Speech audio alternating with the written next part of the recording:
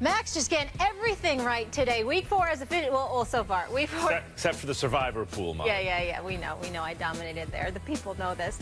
Week 4 officially kicked off. AJ Green lit up the Dolphins defense in the Bengals win. Stephen A., good morning from New York. Good morning. Max, how are we doing? Good. Everything good. What up? It is Friday. We are ready to go. We've got a lot to get into, so let's start it off, gentlemen, shall we? Let's get it party. Let's do it. Only a couple of days before the end of his 4-game suspension, multiple violations for the league's substance abuse policy, Josh Gordon has decided to put his return on hold and enter a rehab facility, issuing the following statement. After careful thought and deep consideration, I've decided that I need to step away from pursuing my return to the Browns in my football career to enter an inpatient rehabilitation facility. This is the right decision for me, and one that I hope will enable me to gain full control of my life and continue on a path to reach my full potential as a person. I appreciate the support of the NFL, NFLPA, the Browns, my teammates, my agent, and the community through this extremely challenging process. Executive VP of Football Operations for the Browns, Sashi Brown, released the following statement. We support Josh in taking the step to seek additional help and treatment. His singular focus must be on his own health. We want nothing more than for Josh to be successful personally and professionally, and will not comment on his status with the organization at this time. Stephen A., will we ever see Josh Gordon in the NFL again? We don't know the answer to that question, but if you asked me to bet my money on it, I would say no. You know, on many occasions, I'm known for telling guys to stay off the weed and all of this other stuff. But this is serious business here. The man's an addict. Let's just call it what it is. He is an addict. There is no other way to slice it. That's what's going on here with Josh Gordon. This is a guy that has failed multiple drug tests. This is a guy that was reinstated by Commissioner Roger Goodell, in July after failing yet another drug test in March. He was slated for reinstatement August 1st, if I remember correctly. But Commissioner Goodell, chose to speed up the process, mind you, okay? And if you remember, when he sped up the process, unlike most instances, Josh Gordon was allowed to be around the team, etc., practice, do all of these different things. And so to still find himself in this situation, literally on the verge of his return, speaks to what an addict he is. And I don't say that derogatorily. I don't say that to shove it aside. I don't say it, Max, to be insensitive and incompassionate or whatever the case may be. I wish him nothing but the best. But when you ask the question as to whether or not he will be back in the league, then it comes down to faith. And tell me one reason why anybody should have faith in Josh Gordon. You get paid millions of dollars to play a game you love. You have come at me. You have come at Chris Carter. You came at Charles Barkley in this lengthy letter you wrote in the past when everybody was here on the airwaves saying that you needed help. And time again, you sat up there and you snubbed your nose at folks acting like everybody else was talking and not really knowing what the hell they were talking about. And come to find out, we were right all along. It gives me no pleasure to take this position. I want this man playing a game of football. I want this man earning millions of dollars. But by the way, I'm at a point now, I don't even want to talk about weed.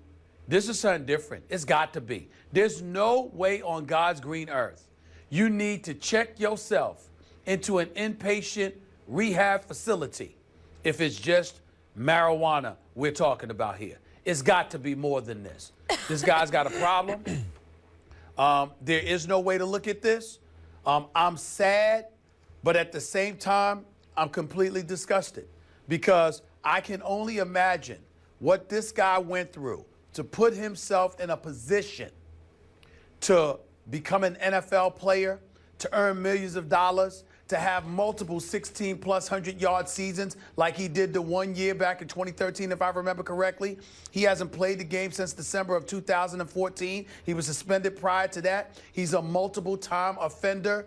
And this is in a league where they essentially let you know when they're going to test you. And yet still, you can't discipline yourself enough to make sure that you're eligible to play the game of football. This is on the verge of him coming back. This is with a new coach in Hugh Jackson. This is with a new executive in Sashi Brown and Deepa Dester. And you got your former teammate, one of your good friends from Baylor, RG3, back with you as a teammate in Cleveland. And somehow, some way, no matter what support system is around you, no matter what the circumstances are, no matter what you have to lose, you still find yourself in this situation. I don't know what else to say. He's an addict. And God bless him for getting himself some help. I hope the Browns and everybody else in the NFL community gives him the support that he needs. But at the end of the day, what we were saying about Johnny Manziel, we got to say about Josh Gordon. The difference is Johnny Manziel comes from an affluent background. So somehow, some way, even without football, it's guaranteed that he'll have a roof over his head, clothes on his back, food on his plate. We don't know what the hell's going to happen to Josh Gordon. And it's a damn shame. Well, the other difference between the two is Josh Gordon succeeded in the biggest possible way on the NFL level. Let me just say, to me, what this reads like is a guy who's about to fail another test. And before that happens, is taking preemptive measures here to secure himself. Okay, good for him. I'd say good for the NFL here.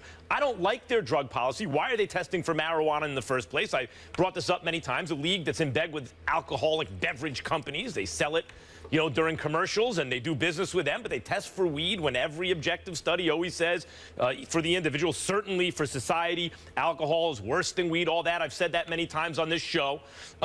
However, and this is a case where the policy seems to be working, because after all, the drug policy is not, aha, got you, so now you're in trouble. The drug policy is there to try to clean up behavior, drug use, to try to prevent drug use. So here it seems to be working, because the threat of a test even is enough for a guy to say, and maybe it's not that, maybe it's he's come to terms with his own addiction, but I'm cynical about that sort of stuff. The threat of that, the enforcement of that drug policy, has a guy going saying, oh, okay, I'm going to go get myself help. So good for the NFL here, actually, and good for Josh Gordon. Yep. Now, why do I think that this is not the end for Josh Gordon? I believe we will see him on the field again. First of all, even if it's the threat of a test that's doing it, he is of his own accord, whether it's coerced by some force or not, but he is saying before anything happens, I'm going to get myself some treatment. So at least that's a step in the right direction. Josh Gordon is a Hall of Fame talent.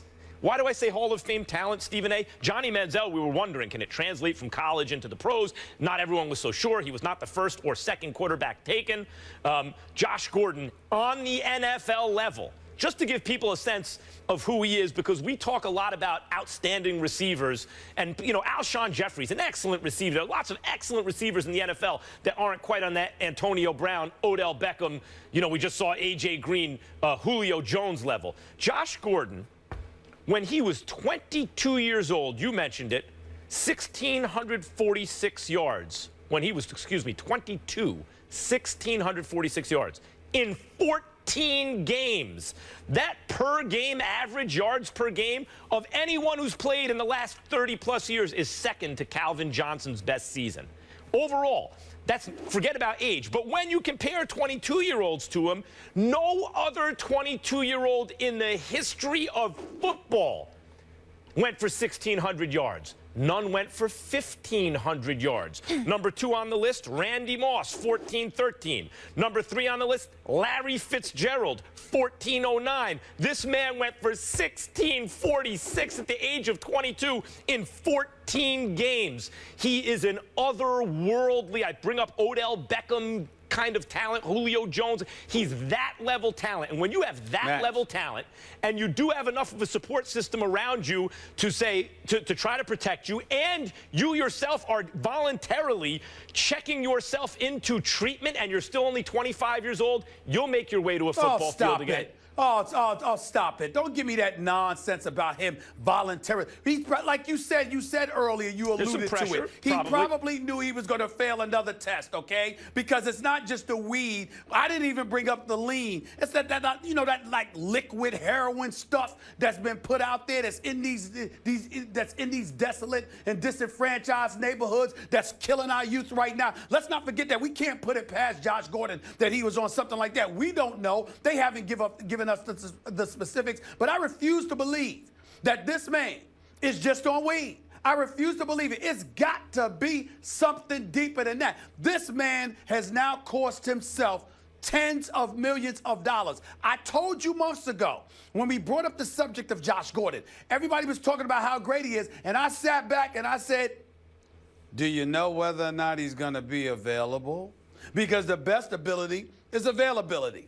And the fact of the matter is that we didn't know whether or not he was going to be available because he had to at least serve the first 4 games. I repeatedly said right here on this show, sitting right across from you, Max, could you come to me around week 4 or 5 and tell me before he's eligible to play that he's going to definitively be in the lineup? Do you remember me asking that question? And it was rhetorical because I didn't need an answer. The fact is that I had my suspicions. I had my concerns, and they have been validated. And so when you talk about the 1,646 yards, and you talk about the Larry Fitzgerald and the Jerry Rice and the T.O.s and all of this other stuff, all of these other individuals that he's comparable to, it means nothing because they were available.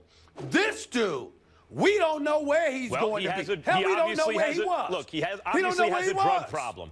And if it, yes, he does. I wouldn't rule out the idea that it's only weed because that's if you're arguing that it's the enforcement of the policy that that pressured him into doing this, then it could just be weed. Although I am reminded of the scene in Half Baked where Chappelle is like laughed out of the rehab center because he's been there for weed, right? And they're hardcore drug addicts there, not to minimize the effect of addiction to any drug. Well, but the point is that if you are acknowledging even that you have to take these steps to save your career, that means your career on some level is very important to you. He's acknowledged it on several occasions. And if your career is important to you and you have Hall of Fame talent, by the way, what I didn't mention, Whedon and Campbell and Hoyer were getting him the ball that year when he was 22, went for 1,646 yards. It doesn't matter. It does matter. Stop bringing up his stats and the players. He's not available, man. He's not available. We have seen countless examples of extreme levels of talent where teams and the league and those around them bend over backwards to give them every single opportunity. So unless you think that he is completely beyond redemption, he will at some point be back on an NFL field. Max, right now, he ain't even eligible to catch passes from you. He's 25. That's how bad it is. Stephen, he has plenty of time. Hold on. He's not eligible to catch passes from you. He can't even catch a pass out in the street playing street football. That's how bad off he is. Right. There's nothing to talk about here. There's no future for him. You just said he's never going to be on an NFL field again if you had to bet, and I will take that bet. If I had to bet. And I will take the bet. I'll take the bet. Well, you go ahead and do it. Good luck with that. Months or weeks ago, you were willing to take the bet then, too. How's it looking for you right now? Well, I wouldn't say by week 5 I was willing to take the bet, but I'm willing to take the bet. At some point he'll be back. To both of your points, he's a very special talent, and he's very young. But as we all know, and we've seen addiction firsthand, he's battling some demons. And the first step here is that he wins in life before we're worried about winning NFL games. Molly, you can't get addicted to something that you never try. Maybe the problem is that we're too sympathetic and too damn understanding for folks putting themselves in this position. I know he's bad now, and my heart goes out to him because now he's an addict. But damn, we got to tell folks out there, excuse me, you can't get addicted to something you never try. Stay the hell away from it. There's enough information out there not to put yourself in these positions. Of course, and I want him to see him win that fight in life and get healthy, not just for him, but for his daughter and his family, and then hopefully, because he is such a special talent in his age, he could potentially get back on the football field.